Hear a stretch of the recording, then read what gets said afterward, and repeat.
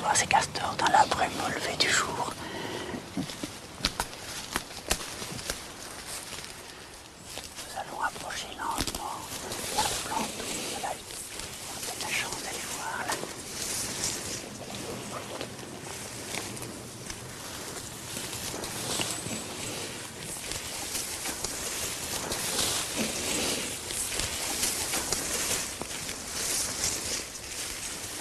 Il y avait beaucoup de saules au départ et de bouleaux sur ce site.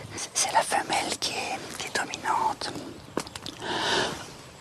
pour l'organisation du travail, qui localise l'endroit où il faut construire les barrages. La hutte des États, c'était vraiment le contremaître. Et le mâle suit, mais dans une moindre mesure. C'est vraiment la femelle qui est vraiment dominante au moment du rut. Et alors, Vinciane et Lucienne, vos impressions? On apprécie. On attend le castor. Je crois qu'il est déjà allé dormir. C'est important de descendre sur le terrain alors quand on fait de la recherche, de sortir de son bureau. Oui. Et la réflexion que je m'étais faite, c'était que finalement, en fait, il y avait un rapport à la nature qui devenait vraiment intéressant pour le moment. C'est le fait qu'on commence à déléguer de plus en plus de travail à l'animal pour qu'il s'occupe de gérer des choses. Et quand je lisais les interviews et que j'entendais, je me disais, mais tout le monde fait quand on parle du castor architecte, du castor gestionnaire, du castor... En fait, le castor est devenu presque, d'une certaine manière, un ouvrier. Oui, tout un volontaire bénévole, qui trouve lui-même sa source d'intérêt puisqu'il est tout dans son affaire, lui. Je crois qu'il est dans son affaire. Je dois dire que... C'est vrai, oui. Il a bien travaillé. Oui. Qu'est-ce que vous seriez tenté de voir derrière ce geste de réintroduction dans les conditions dans lesquelles il a eu lieu? Vinciane. D'abord, on peut voir un geste d'accélération de procédures qui apparaissent trop lentes.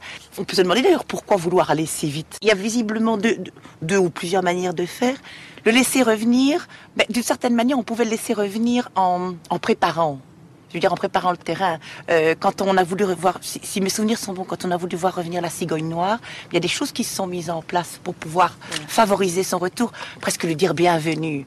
Alors on pourrait se demander, mais le castor, pourquoi est-ce qu'on n'a pas dit simplement bienvenue en préparant les choses? Ce qui est en effet problématique, c'est que si le castor était revenu de lui-même, les conflits seraient autres. Il y aurait des conflits, ça c'est certain, parce qu'il y a toujours des conflits quand il y a de nouveaux habitants qui viennent faire des propositions de cohabitation. C'est certain qu'il y aurait eu des gens qui n'auraient pas été très d'accord avec le fait que...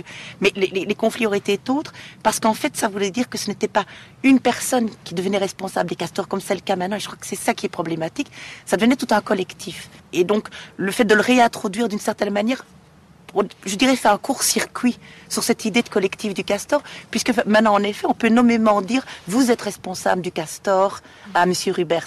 Ce qui est un peu étonnant, je veux dire, même si c'est pas tout à fait vrai, même si les parties civiles ne l'ont pas apporté, ça veut dire quand même qu'il y a une personne qui devient en effet une espèce de chef des castors ou de père des castors.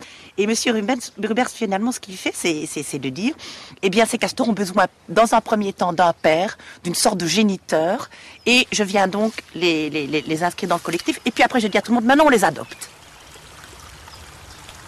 Au fond, Lucienne, ce geste d'Olivier Rubers, qu'est-ce qui vous inspire à vous en tant qu'anthropologue de la nature? Je suis perplexe.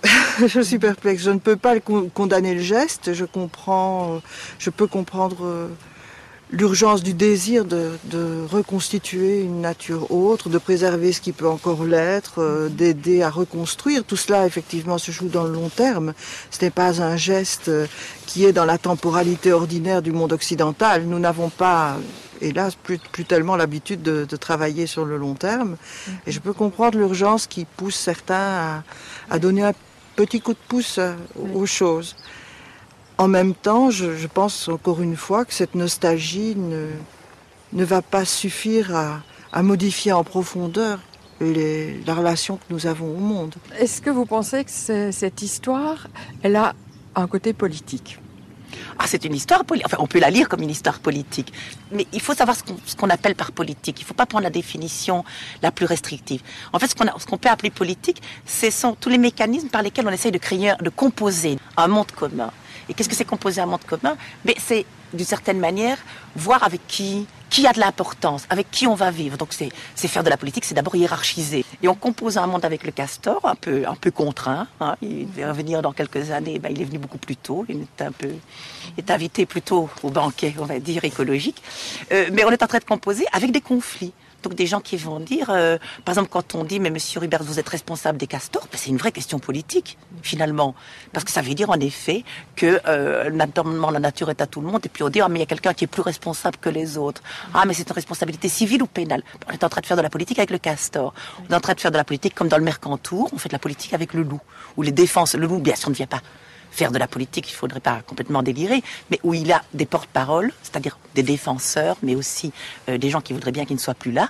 Et ces gens-là vont faire de la politique avec le loup, d'une certaine manière, en disant, est-ce que nous vivons dans un monde avec un loup, ou est-ce que nous vivons dans un monde sans loup?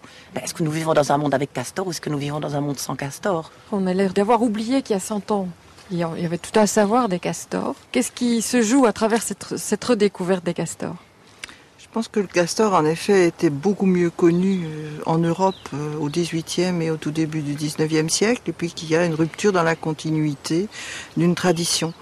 Et maintenant, nous sommes en train de retrouver ces qualités d'architecte qui étaient longuement chantées par les naturalistes du XVIIIe siècle. Très singulièrement, Buffon en parle avec de l'émotion sous la plume. On sent vraiment que pour lui, c'est un animal extraordinaire qui, à la limite, est presque un modèle pour l'homme, ce qui est quand même étonnant.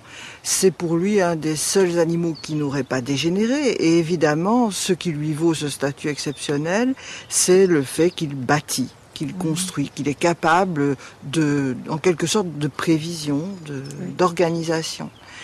Et donc, ce qu'on découvre aujourd'hui, on le savait. Et pense sans doute, si le castor était revenu spontanément, au-delà des conflits qui auraient fini par apparaître, on aurait sans doute d'abord battu des mains et on se serait émerveillé devant les premières huttes si les choses s'étaient passées spontanément. Alors je pense aussi que le rapport au castor, comme aux autres animaux, est très différent d'une culture à l'autre. Les Indiens du Canada le considéraient comme un peuple. On parle du peuple castor, donc il y a bien là aussi perception des similitudes qui se trouvent entre la manière de vivre des hommes et la manière de vivre des castors.